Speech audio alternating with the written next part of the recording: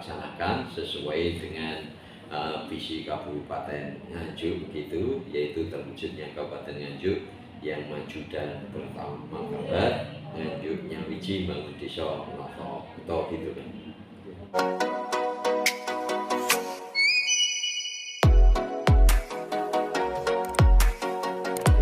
Kita ketemu dengan Bapak Kepala Dinas Dispenduk Capil Kabupaten Nganjuk, Bapak Gatot Sugiarto.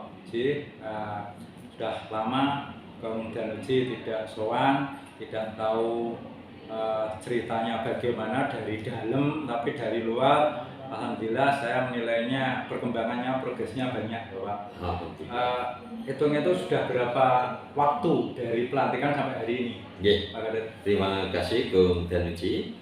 Alhamdulillah sampai dengan saat ini kami dipercaya oleh Pak Bupati, Bapak Margen sekitar 1 tahun. Jadi kami saat itu bulan Mei, sekarang juga bulan Mei. Sehingga tentu karena kami sudah ditugasi dari awal untuk melaksanakan tugas dengan baik, kami laksanakan sesuai dengan visi Kabupaten Nganjuk begitu, yaitu terwujudnya Kabupaten Nganjuk yang maju dan bermartabat, Nganjuk yang wiji bangun desa noto gitu kan. Untuk Dispenduk Capil, ketika saya mau pensiun Bapak, tahun 2021 akhir itu, bahwa segala sesuatunya sudah beralih ke barcode atau tanda tangan elektronik. Kemudian pelayanan sudah memulai waktu itu pencanangan online. Sampai dengan sekarang perkembangannya atau mungkin ada produk-produk layanan baru apa saja? Terima kasih Bung Danuji. Jadi terus terang aja, dari Disduk Capil ini dituntut setiap saat, setiap tahun itu harus ada inovasi, ada perubahan-perubahan ke arah lebih baik, termasuk di 284 desa itu sekarang sudah ada pelayanan online untuk Admiduk, termasuk di kecamatan. Di sana juga ada operator desa, operator kecamatan yang tugasnya adalah membantu apabila ada permasalahan atau masyarakat yang membutuhkan pelayanan Admiduk.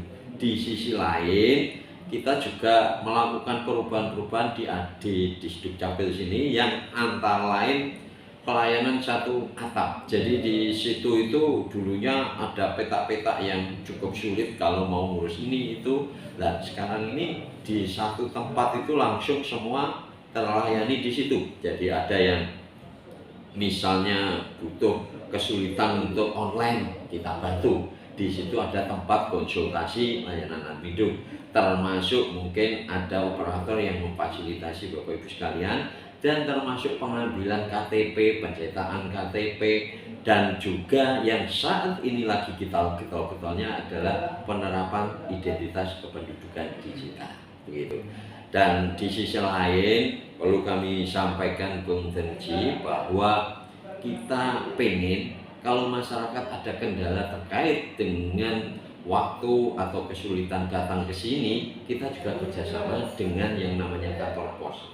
Jadi di situ ada layanan yang bisa dipilih apakah KTP kalau sudah jadi diambil sendiri ke Nganjuk atau itu harus dikirim oleh COD kantor pos. Kalau dijawab COD, alhamdulillah nanti kita. Jadi pada saat permohonan lewat online itu ada pilihan tawaran. Dicentang kalau lewat pos.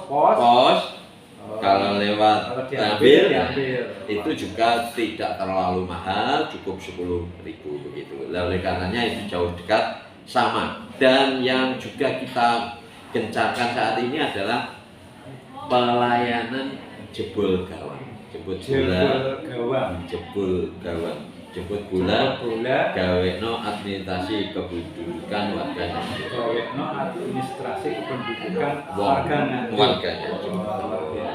Jadi pegawai di Capil yang mendatangi. Lah, karena saat ini kita ditarget terkait dengan IKD atau KTP digital atau istilahnya semuanya serba HP. Jadi itu nanti tidak berupa keping KTP? Tidak. Tapi digital cukup yang ada di HP itu ya? Betul sekali. Dan sampai dengan hari ini itu cukup masih terbatas pada pegawai Dukcapil saja atau sudah mulai ke masyarakat, Bapak? Jadi kita itu kalau menunggu akan sangat lambat. Padahal ditargetkan kita itu minimal 25% dari jumlah perekaman KTP yang ada di Nganjuk. Kalau dihitung, yang sudah perekaman sekitar 800.000. Yang 25% itu tadi dihitung 200 sehingga 200.000. Sehingga itu juga harus kita keliling. Nah, oleh karenanya kita juga sudah lakukan Pak Dirjen. Yang ke lapangan, ke desa, ke kecamatan, ke SMA, SMK. Tetapi hasil evaluasi kami ternyata yang maksimal adalah kita kalau ke SMK maupun ke Sekolah ya Pak. Iya. Waktunya jelas, anak-anak berkumpul Jelas. dan memang usia-usia segitu itu membutuhkan KTP. Betul. Jadi Atau mungkin gini Pak, gimana? selain tentu saja kalau kawalan dari APBD yang menjadi posnya Dukcapil kan nggak ngatasi, apakah memungkinkan misalnya yang undang pemerintah desa, kan pemerintah desa juga punya dana desa. Duh, terus terang aja semuanya itu kita pengennya seperti itu. Jadi akhirnya kita luncurkan surat ke lapangan, ke kecamatan, ke desa yang intinya bahwa bagi siapa yang menginginkan kita jemput bola supaya kirim surat ke sini. Lah kita akan datang ke sana. Termasuk SMK SMA. Lah SMK SMA itu ternyata disambut baik dengan yang namanya UPTD atau Capdin yang ada di Gadung itu, sehingga akhirnya kita jadwalkan ke sana, monggo kita dikasih data. Ya, lah di sisi lain kita juga sudah lakukan penerapan KD ini di semua UPD termasuk ke Polres, Kodim, Kejaksaan, ke hakim, pengadilan dan lain Untuk sebagainya. administrasi kependudukan digital ini Pak. Iya, identitas kependudukan digital. Terus KTP. Pak Kadis, Iya. untuk yang sistem paket tadi berarti kan agar memudahkan masyarakat, misalnya ada keluarga yang meninggal, itu berarti selain nanti kita bantu untuk memproduksi cetak akte kematian, otomatis nanti di KK-nya juga ada perubahan ya Pak ya. Iya, Termasuk misalnya melahirkan anak, nah, selain ada akte lahir itu nanti otomatis anak bisa ditambahkan di KK gitu ya. Betul, Maksud sistem betul. paket seperti itu ya Pak. Jadi yang jenengan sampaikan ini kan termasuk inovasi atau yang namanya 3 in 1, 2 in 1, 4 in 1, yang intinya paketnya itu seharusnya orang itu umpama di situ dia kawin ya, di situ nanti kakaknya ganti, KTP-nya ganti. Nah, itu yang mungkin ke depan itu kita selalu Dukcapil siap melayani, tinggal masyarakat maunya apa, keinginannya apa gitu Pak ya. Iya, cuma yang pengen kami ke depan itu adalah seperti itu paket itu pengajuannya cukup 1, tetapi keluarnya 2. Nah, ini masih dirintis oleh Kominfo agar ke depan itu bisa terwujud. Karena harapan pusat itu ya seperti itu. Jadi orang ngurus 1 itu bisa keluar sesuai permintaan dia begitu. Jadi tetap menggunakan apa Pak yang disebut Sedodo ya Pak ya? Ya Sedodo, betul. Aplikasi Sedodo. Aplikasi. Dan kami juga ingin ke depan ini aplikasi yang ada di Sedodo itu kita coba untuk adakan inovasi kembali kan kepada pihak pemerintah daerah maupun DPRD untuk mendukung agar masyarakat nanti tidak pakai aplikasi yang ribet tapi yang lebih sederhana. Tapi belum kami sampaikan karena ini belum menjadi resmi begitu Bapak.